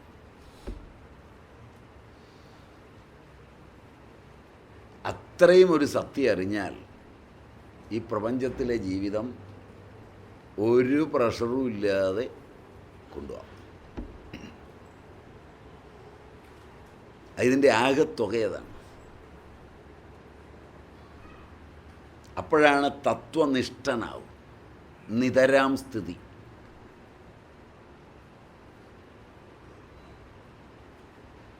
അത്തരക്കാർക്ക് സുഖവും ഇല്ല ദുഃഖവും ഇല്ല. അവരിങ്ങനെ കണ്ട് കടന്നു പോവുക. ഒരുത്തൻ വന്ന് അവൻ്റെ ദുഃഖം പറഞ്ഞു, അതൊക്കെ കേട്ടു. അപ്പോൾ ഈ യാദൃച്ഛികതയെ അംഗീകരിക്കാത്തതാണെന്ന് സൂത്രത്തിലൊന്ന് പറഞ്ഞു കൊടുത്തു. അന്നേരത്തേക്ക് മനസ്സിലാവും. പിന്നെ പോയി ഒരു ദിവസത്തേക്ക് ഇതുമായി പൊരുത്തപ്പെടും. ഒരു ദിവസം കഴിയുമ്പോഴേക്ക് ഈ യാദൃച്ഛികത, ഈ കിട്ടിയ കാന്തശക്തി അങ്ങ് പോവും. മനസ്സിലായില്ല? ഒന്ന് തൂത്തുവിടുക എന്ന് മനസ്സിലായില്ല? ഈ കാന്തം ഇരുമ്പിനെ തൂത്തുവിടും. അപ്പോൾ ഈ ഇരുമ്പിൻ്റെ പച്ചിരുമ്പ് എന്ന അവസ്ഥയിൽ നിന്ന് ഉരുക്ക് എന്ന അവസ്ഥയിലേക്കുള്ള നീളം അനുസരിച്ച് ഈ കാന്തശക്തി കുറേ നേരം നിൽക്കും. മനസ്സിലായില്ല? തീരെ പച്ചിരുമ്പാണെങ്കിൽ അടുക്കെന്ന് മാറുമ്പോഴേ ഇതൊക്കെ പോകും. മനസ്സിലായില്ല? ആ കാന്തത്തിൻ്റെ അടുക്കേന്ന് എടുത്താൽ അതിൻ്റെ ഒരു വലയത്തിനുള്ളിൽ നിന്നാൽ അതിനും മനസ്സിലായില്ല. ആന അല്ലെങ്കിലും ആനയുടെ മണം പിണ്ടത്തിനുള്ള പോലെ ഒരു ചെറിയ കാന്തശക്തിയൊക്കെ നയിക്കും. പച്ചിരുമ്പെന്നുള്ള അവസ്ഥയിൽ നിന്ന് മാറി ഒരു ഉരുക്കിൻ്റെ ഗുണമുണ്ടെങ്കിൽ കുറച്ച് നേരവും കൂടെ നീ കാന്തം മാറ്റിയാലും വല്ലതിനെയൊക്കെ ശകലം നേരത്തേക്ക് ഒരു മുട്ടുസൂചിയൊക്കെ കഷ്ടിച്ച് പിടിച്ച് നിർത്താൻ മതിയാവും. സ്വല്പ നേരത്തേക്ക്. സ്വല്പം കഴിയുമ്പോൾ മുട്ടുസൂചിയും പിടിക്കുകയില്ല. അപ്പോൾ പിന്നെയും ചെന്ന് ഒന്നുരച്ചുകൊണ്ട് പോന്നാൽ ആ ഇലക്ട്രോൺസ് ഒരു ലൈനിലാവും. ഇതാണ് സാധന. അത് നിതരാമിരിക്കുന്ന സ്ഥിതിയാണ് നിഷ്ഠ. അവിടെ അനങ്ങുമില്ല. ആ ഫലം ലഭിക്കുന്നതാണ്. ഈ തത്വം പണ്ഡിതന്മാർക്കറിയാം, അജ്ഞാനിക്കറിയില്ല, മറ്റുള്ളവരറിയുന്നില്ല. അപ്പോൾ തത്വനിഷ്ഠയ്ക്ക് പരമ്പരയായും ശരിയായും യാഥാർത്ഥ്യമായും പരമ്പരാരൂപത്തിലറിയുക എന്ന് പറഞ്ഞാൽ ക്രമത്തിലറിയുക. ജന്മപരമ്പരകളിലൂടെ ക്രമത്തിലറിയുക. സാക്ഷാത്തായി, യാഥാർത്ഥ്യമായി, യഥാതഥമായി അറിയുക. സാക്ഷാത്തായി അറിയുന്നത് കർമ്മസന്യാസവും പരമ്പരയായി അറിയുന്നത് കർമ്മയോഗവും. ആ സാധനകൾ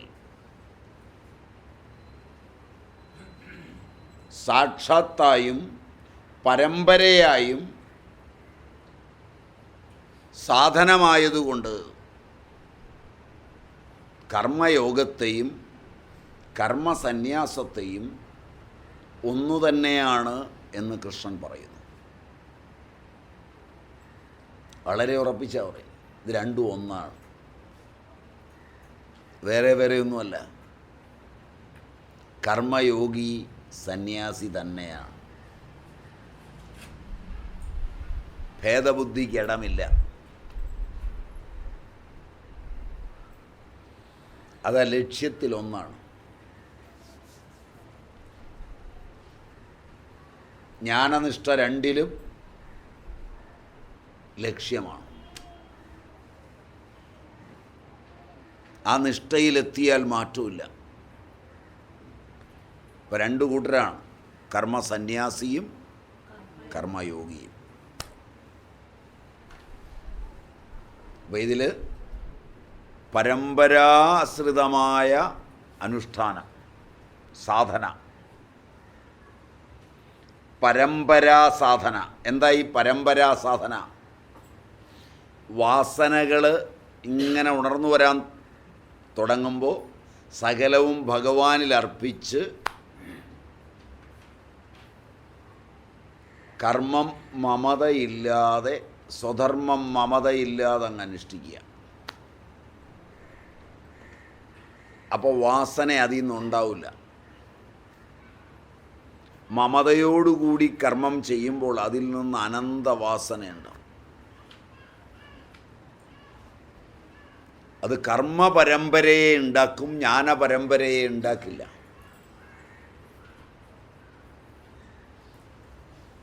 അതിലെല്ലാം വാസന വരും. അഭിമാനവും വരും. അത് രസകരമായ അഭിമാനം. അത് ഞങ്ങളുടെ സ്ഥലമായിരുന്നു. എന്തൊരു അഭിമാനമാണെന്ന് ആലോചിച്ച് നോക്ക്. എൻ്റെ അച്ഛനും അപ്പൂപ്പനും ഒക്കെ കൂടി വാങ്ങിച്ച് പണിയെടുത്ത് ഉണ്ടാക്കിയതാണ്. അതിൽ ഞങ്ങളുടെ ഒരു അമ്മാവനുണ്ടായിരുന്നു. അവസാനം പുള്ളി കോഴിക്കച്ചവടം തുടങ്ങി. അതിൽ ബാങ്ക് ജപ്തി ചെയ്ത് കൊണ്ടുപോയത് ആ സ്ഥലം. ഇപ്പോഴും അതാരുടെയാണ്? ഇപ്പോഴും അതാരുടെയാ? നമ്മുടേതാ, ഞങ്ങളുടേതാ. ഈ കോഴിക്കച്ചവടക്കാരനും ഞങ്ങളുടെയാണ്, ജപ്തി ചെയ്ത ബാങ്കും ഞങ്ങളുടെയാണ്, നടത്തുന്നവനും ഞങ്ങളുടെയാണ്. എത്ര രസകരമായി ഇത് അവതരിപ്പിക്കുന്ന രീതി. നിങ്ങളൊക്കെ ഇങ്ങനെ അവതരിപ്പിക്കുമില്ല. ഇത് നിങ്ങൾ മാത്രമല്ല, ഞങ്ങളുടെ കൂടെയൊക്കെ ഇങ്ങനെ പോരുകയാണെങ്കിൽ ഈ പൂർവാശ്രമത്തിൻ്റെ വഴിയിലൂടെയൊക്കെ പോകുമ്പോഴത്തേക്ക് അത് ഇതായിരുന്നു. ഇവിടെ വെച്ചാണ് കുത്താൻ വന്ന ഒരു കാളയുടെ നേരെ വലത്തെ കൈ കാണിച്ചത്, അത് കൊമ്പ് കുത്തിയത്. ഇങ്ങനെയൊക്കെ ഞങ്ങൾ പഠിക്കും. ഇങ്ങനെ ഈ ഭക്തനോടൊന്ന് പറഞ്ഞു കഴിയുമ്പോഴത്തേക്ക് ഈ ഭക്തൻ 10 പേരെ വിളിച്ചു കൂട്ടി പറയും, സ്വാമി ജന്മനാ സിദ്ധനായിരുന്നു.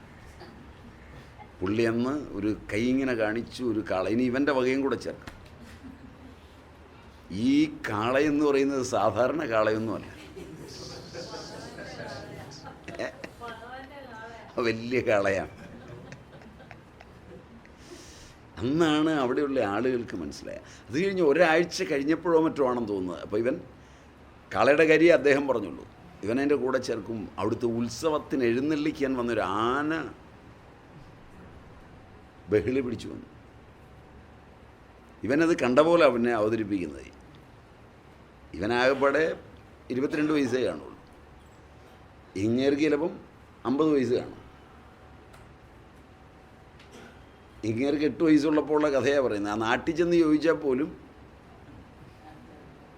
ആ പ്രായത്തിലുള്ളവർ ആരും കാണുകയില്ല. ഉണ്ടെങ്കിൽ തന്നെ ആർക്കും ഇമ്പോർട്ടൻസ് ഉള്ള കാര്യമല്ല. ഇവൻ കളയെ കൈ കാണിച്ചു എന്നൊന്നുമില്ല, വേറെ ആരോ പിടിച്ചു കിട്ടിയതാണ്. ഇതൊക്കെയാണ് കർമ്മത്തിൻ്റെ പരമ്പര.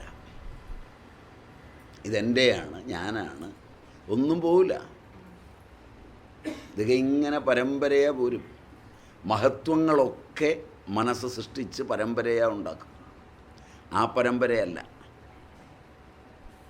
ജ്ഞാനസാധനയിൽ പരമ്പര എന്ന് പറഞ്ഞാൽ വാസന പോകത്തക്ക വിധം കർമ്മങ്ങളെ, അതിൻ്റെ ഫലത്തെ ഭഗവാനിലർപ്പിച്ച് അത് സ്മരണയിലേക്ക് വരാത്ത വിധം തീർന്നു പോവുക.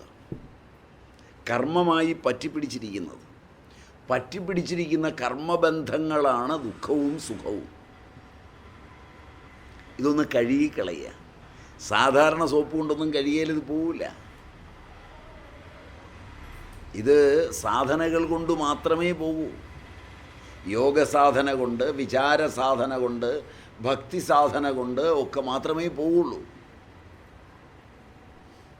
അല്ലാതെ പോവില്ല. ഇതിനെ മുഴുവൻ അവിടെ അർപ്പിക്കണം. ഇതിൻ്റെ ഈ ഫലം മുഴുവൻ അവിടെ അർപ്പിക്കണം.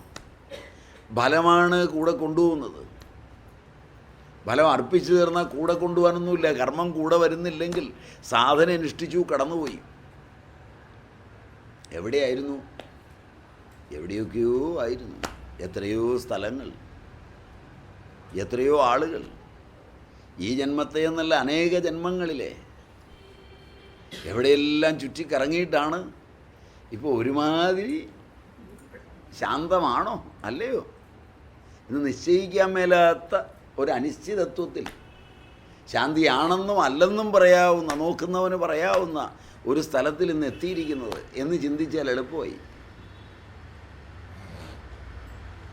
ഇത് ശാന്തിയാണെന്നൊക്കെ അങ്ങ് ചിന്തിക്കാൻ സ്വയം തുടങ്ങുകയും ഇത് പ്രചരിപ്പിക്കാനൊക്കെ തുടങ്ങുകയും ചെയ്യുമ്പോൾ പതുക്കെ ഇന്ദ്രിയം അതിൻ്റെ ദേവതയെ ഒന്ന് അഴിച്ചുവിടും. നല്ലോലെ എത്തിയിട്ടില്ലെങ്കിൽ ഈ മോളിൽ നിന്ന് നേരെ താഴോട്ട് വീഴും. ഇപ്പോൾ എത്രാമത്തെ നിലയിലായിരിക്കുന്നു? 4-മത്തെയോ? 3-മത്തെ. അപ്പം ഭൂർലോകം, ഭൂവർലോകം, സ്വർലോകം വരെയായിട്ടുണ്ടാവും. ഇതിവിടുന്ന് ചിലപ്പോൾ ഒറ്റയടിക്ക് 3, 7, 10 ലോകങ്ങളുടെ താഴോട്ടാണ് ചിലപ്പോൾ പോവുക. അതലം, വിതലം, തലാതലം പറഞ്ഞു വരുന്ന പാതാളത്തിലേക്ക്. അതുകൊണ്ട് വീഴ്ച എവിടെയും വീഴാം. അതുകൊണ്ട് സാധനാക്രമങ്ങളിൽ എപ്പോഴും ആലോചിക്കണം. അതിൻ്റെ യാദൃച്ഛികതയെ മുഴുവൻ അംഗീകരിക്കണം. അത് അംഗീകരിക്കുമ്പോൾ തന്നെ ഒരു സുഖം ഉണ്ടാവും. ഇല്ലെങ്കിൽ ആരെങ്കിലും പിള്ളേരവിടെ ബാറ്റ് കളിച്ചുകൊണ്ടിരുന്നതാണ്. നടന്നു പോകുമ്പോൾ നേരെ ആ ക്രിക്കറ്റ് ബോൾ നമ്മുടെ കണ്ണിലോട്ട് തന്നെ ആയിരിക്കും വീഴുന്നത്. അത് കളിച്ചുകൊണ്ടിരുന്നവൻ്റെ കണ്ണിൽ പോലുമില്ല. ആലോചിച്ചു, വെറുതെ ആ വഴിയേ പോയതാണ്. കളിയായിട്ടൊരു ബന്ധവുമില്ല. മനസ്സിലായില്ലേ? രാവിലെ സാധനമൊക്കെ അനുഷ്ഠിച്ച് അമ്പലത്തിലും പോയി തൊഴുതിച്ചു വരികയാണ്. എന്തൊരു കഷ്ടം! ഭഗവാനെയും കണ്ടേച്ച് വരുന്ന വഴിയാണ്. പോരുന്ന വഴിക്ക് മുഴുവൻ വിളിച്ചുകൊണ്ടിരുന്നത് വിശ്വം വിഷ്ണുർവ ഷട്കാരവും എന്ന് പറഞ്ഞുകൊണ്ട് വന്നതാണ്. പക്ഷേ അതിനകത്തൊരു ഇച്ചിരി അഹങ്കാരം ഉണ്ടായിരുന്നു. അതിനായി ഉറക്കം ചൊല്ലി ആളുകളെയും പറ്റിച്ച് പോയത്. അപ്പോഴാണ് കാരണവർ അവിടെ നിന്ന് വിട്ടത്. നീ ഏതായാലും പോകില്ലേ, ഇതിലൂടെ ഇരിക്കട്ടെ. ഒരു മയവും ഇല്ല. എപ്പോഴാ വരുന്നത്, എങ്ങനെയാ വരുന്നത്, ഒരു നിശ്ചയവും. വല്ലവരുടെയും കാര്യത്തിലൊക്കെ നിശ്ചയമുണ്ട്. മനസ്സിലായില്ലേ? അതാണ് സിദ്ധി. ലോകത്തിലുള്ള മുഴുവൻ പേരുടെയും കാര്യത്തിൽ നിശ്ചയമുണ്ടായിരിക്കുകയും സ്വന്തം കാര്യത്തിൽ ഒരു നിശ്ചയവും ഇല്ലാതിരിക്കുകയും ചെയ്യുന്ന കാര്യത്തിനാണ് സിദ്ധി എന്ന് പറയുന്നത്.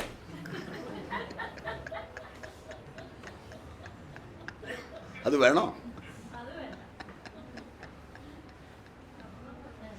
നിങ്ങൾ എന്നാൽ മതി. നിങ്ങളുടെ കാര്യങ്ങൾ മുഴുവൻ പറയും മണിമണിയായിട്ട്. നിങ്ങൾ എവിടെ ജനിച്ചു വന്ന്, എത്ര പിള്ളേരുണ്ടെന്ന്, വീട്ടിൽ ആരൊക്കെയുണ്ടെന്ന്, എന്തൊക്കെയാണെന്ന് ഒക്കെ പറയും. കൃത്യമായി നോക്കി പറയും. എന്തൊരു അത്ഭുതമാണ്. പക്ഷെ സ്വന്തം കാര്യം അറിയാം. അതൊഴിച്ച് ബാഹ്യമായ ഈ വിശ്വത്തിൻ്റെ മുഴുവൻ കാര്യങ്ങളും അറിയുകയും ആത്മനിഷ്ഠമായ സ്വന്തം കാര്യം അറിയാതെ പോവുകയും ചെയ്യുന്ന അജ്ഞാനമാണ് ഈ ലോകം. അത് എല്ലാവർക്കും ഉള്ള സിദ്ധിയാണ്. പിന്നെ പ്രത്യേകിച്ച് വല്ലതും ഉണ്ടോ? പിന്നല്ലാതെ നിങ്ങളും പുസ്തകം വായിച്ച് സിദ്ധിയില്ലേ? ഗാന്ധി എവിടെയാണ് ജനിച്ചത്? ഇല്ല, നിങ്ങൾ പഠിച്ച് പഠിച്ച് തലയിൽ ഉറപ്പിച്ചിട്ടില്ലേ? സിദ്ധിയല്ലേ അത്? ഗാന്ധിജീനെ ഗാന്ധിജി കാ ബച്പൻ പോർബന്ദർ മേം ഹി ബീത. ഇല്ല, ഇത്രയും മാത്രമൊന്നുമല്ല. പാഠശാലാമേം കുച്ച് പഹാടെ വഹാം പടേ ഹോങ്കെ ഇല്ലേ? പിന്നെന്താ വേണ്ടേ? സിദ്ധിയല്ലേ? പക്ഷേ നമ്മളെവിടെയാ പഠിച്ചേ? അതറിയാൻ പറ്റാ. ബാക്കിയൊക്കെ ഈ സ്കൂളിൽ പഠിച്ചിട്ടുണ്ട്. ഇത് ചിലർ പുസ്തകം നോക്കി വായിച്ച് പഠിച്ചു, ചിലർ ലക്ഷണം നോക്കി പഠിച്ചു, ചിലർ കൈരേഖയൊക്കെ നോക്കിയാൽ പഠിക്കാം. പുസ്തകം വായിക്കുന്നതിന് പകരമുള്ളൊരു സാധനമായി കൈരേഖ. മനസ്സിലായില്ല? ചിലർ കൈരേഖ നോക്കി പഠിച്ചു, ചിലരെന്ത് ചെയ്തു, ഒരു സ്റ്റൗ ഉണ്ടെന്ന് വെച്ചിട്ട് സ്റ്റൗ കറങ്ങുന്നത് നോക്കി പഠിച്ചു. വേറെ ചിലരെന്ത് ചെയ്തു, ഒരു വെറ്റില വെച്ചിട്ട് ഒരു അടി അടിച്ചിട്ട് പഠിച്ചു. മറ്റൊരുത്തൻ എങ്ങനെയാണ് പഠിച്ചതൊന്നുമല്ല, വെറുതെ കണ്ണടച്ചിരുന്ന് കഴിഞ്ഞപ്പോഴത്തേക്ക് ഇതെല്ലാം ഇങ്ങനെ പഠിത്തമായിട്ട് വന്നു പഠിച്ചു. എങ്ങനെയാണെങ്കിലും ഈ പഠിച്ചതൊക്കെ പറയുമ്പോൾ ഇതിന് വല്ലതും വലിയ പ്രയോജനമുണ്ടോ? അവനവനെ പഠിച്ചോ.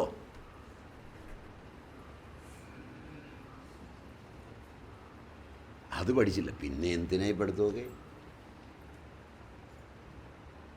കാരണം ഈ വല്ലവനെയും പഠിച്ചിട്ട് സമാനമൊന്നും കിട്ടാൻ പോകുന്നില്ല. ഉണ്ടോ?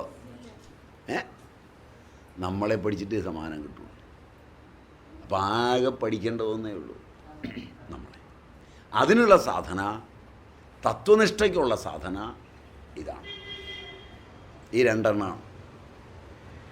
ഈ രണ്ടും ഏകമായ ലക്ഷ്യത്തിലെത്തുന്നത് കൊണ്ട് കർമ്മയോഗത്തെയും കർമ്മസന്യാസത്തെയും ഒന്നായി പറയുന്നു.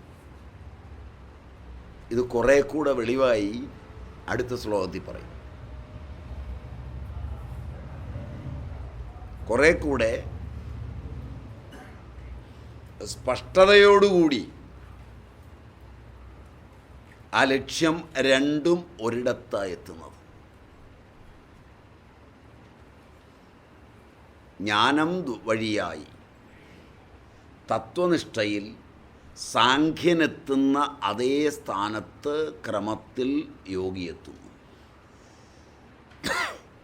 ഇവർ രണ്ടുപേരും എത്തിച്ചേരുന്ന സ്ഥാനം ഒന്നാണ് എന്ന് ബോധ്യമാകുന്നവനാണ് ശരിക്കറിവുള്ളത്. ഇത് രണ്ടാണെന്ന് വിചാരിക്കുന്നവൻ അറിവുള്ളവനെ അല്ല.